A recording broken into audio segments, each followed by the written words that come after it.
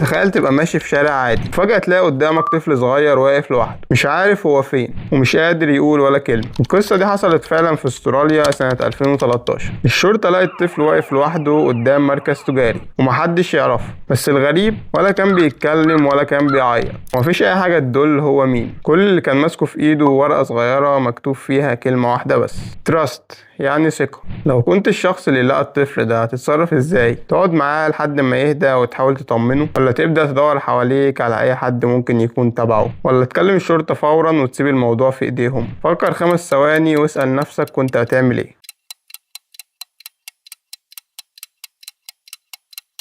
لو اخترت اول اختيار فانت شخص حساس وبتحس من الناس قبل ما يفهموك، بتتصرف بقلبك قبل عقلك وبتحاول تحمي اللي قدامك. اما بقى لو اخترت الاختيار التاني فانت شخص عملي، بتفكر بسرعة وبتتحرك قبل ما الوقت يضيع، عندك احساس عالي بالمسؤولية. لو اخترت الاختيار التالت فانت شخص منظم، تعرف حدودك وبتتصرف بطريقة واقعية، بتحب كل حاجة تمشي صح ومن غير مخاطرة. وبس كده. لو عجبك النوع ده من الفيديوهات اعمل لها لايك وفولو وسبسكرايب، وشارك الفيديو ده مع صحابك علشان هما كمان يجربوا.